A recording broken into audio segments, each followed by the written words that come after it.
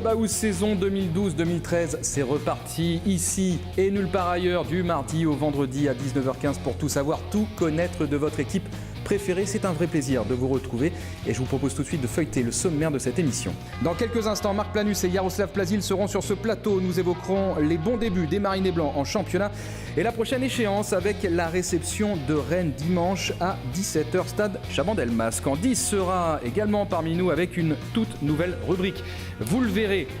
Et reportage à la fin de cette émission, les coulisses du stage de Divonne-les-Bains effectué par les Girondins il y a 3 semaines, des images exclusives rapportées par monsieur Olivier Faure. Eh bien voilà, on accueille à présent Marc Planus. Bonjour Marc. Bonjour. On va évoquer l'actualité, bien évidemment. Cette belle victoire face à Évian-Thonon, l'entraînement du jour et puis peut-être un mot aussi sur la prochaine confrontation de votre équipe face à Rennes. Tout d'abord, retour sur ce match à Évian-Thonon. Ça commence bien avec une belle victoire à l'extérieur. Ouais, c'est important de prendre des points déjà et on partait dans l'optique déjà de ramener au minimum un point. On en ramène 3, on marque 3 buts. Voilà. Ça a été une bonne soirée. On aurait pu mettre plus de buts. Peut-être on a encaissé un peu moins. Mais voilà, si on était reparti de là-bas sans les 3 points, ça aurait été un scandale. Donc c'est sûr que ça a été un gros match, et bien débuté. Et si on pouvait confirmer contre Rennes, ça nous permettrait de nous lancer un petit peu. Avec ce match à Belgrade, ça serait une bonne solution. On va déjà se concentrer sur ce qui s'est bien déroulé. Et la plupart des choses, d'ailleurs, se sont bien passées face à Évian-Thonon. Beaucoup d'occasions, beaucoup de mouvements. Est-ce que vous-même, vous avez été surpris de cette entame de match et même de cette première rencontre avec beaucoup de rythme, beaucoup de mouvements, une fois encore, et beaucoup d'occasions? Ouais, je pense que même l'année dernière, il y a très peu de matchs, on s'est créé autant d'occasions en 90 minutes. Et c'est vrai que quand on voit les premiers passages dans le camp d'Évian-Thonon, c'est vrai qu'on s'est aperçu qu'il y avait de l'espace et puis tout le monde jouait en mouvement, on avait la maîtrise du ballon. C'est vrai que je ne pensais pas qu'à la sortie des matchs amicaux qui avaient été corrects, mais sans plus, jamais j'aurais pensé qu'on soit aussi bon, et ça prouve qu'on sait se transcender, que voilà, les matchs amicaux c'est les entraînements et puis on a su faire la part des choses, donc c'est une bonne chose et c'est bien pour la suite. Mais en tout cas, prendre 3 points, peu importe les circonstances, c'est ce qui pouvait nous arriver de mieux. Avec donc une 7e victoire, je crois, ouais, depuis votre équipe est invaincue depuis le 7 avril. On poursuit donc sur une belle dynamique. À quoi vous attribuez justement cette première rencontre pleine? Une bonne préparation, un bon stage, des matchs amicaux se sont plutôt bien déroulés dans l'ensemble? Ouais, après sur un match, c'est difficile de tirer des conclusions et de s'emporter à revenir sur des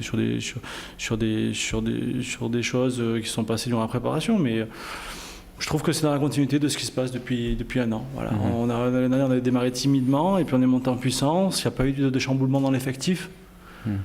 Et puis voilà. Et puis alors c'est sûr, même s'il manquait Yaro, Landry, Nicolas Maurice-Bellé n'était pas d'entrée.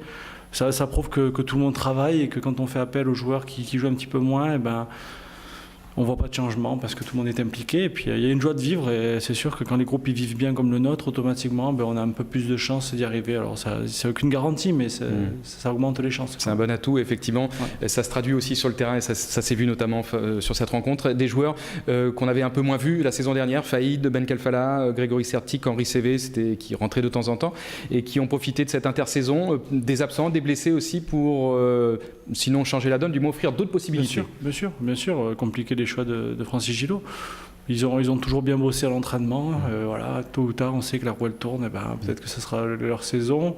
Après, voilà, il n'y a qu'un match de réaliser, mais c'est sûr que c'est bien. Vu le nombre de matchs qu'on va avoir, si on passe le tour préliminaire de cette Europa League, automatiquement, on va avoir besoin de beaucoup de monde.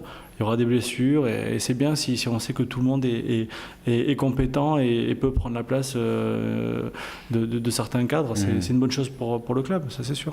Un mot à titre personnel, vous avez effectué une préparation que vous estimez pleine en ce qui vous concerne? Ouais, j'ai loupé que 2-3 jours en stage à Divonne, mais autrement voilà, l'année dernière j'avais fait toute la préparation, je m'étais blessé la veille du premier match d'entraînement, du premier match championnat, donc ça avait été un petit peu embêtant, mais là ça fait 2 ans et demi que j'avais pas fait de préparation, donc automatiquement quand on a fait une pleine et qu'on peut jouer le premier match, je pense que ça faisait 2 ans qu'on n'avait pas remporté notre premier match championnat aussi. Parce qu'avec Gentil Canard on avait perdu à domicile je crois ou à Montpellier on avait perdu et là l'année dernière on avait perdu contre Saint-Etienne. Donc automatiquement, c'est sûr, quand on démarre le championnat, automatiquement, tout est bien mieux, personnellement et collectivement, on va dire. Bon, et c'est votre 11e saison, hein, c'est ça? Ouais. Vous débutez au Girondins de Bordeaux? Ouais, en pro, oui. 21e au club et 11e en pro.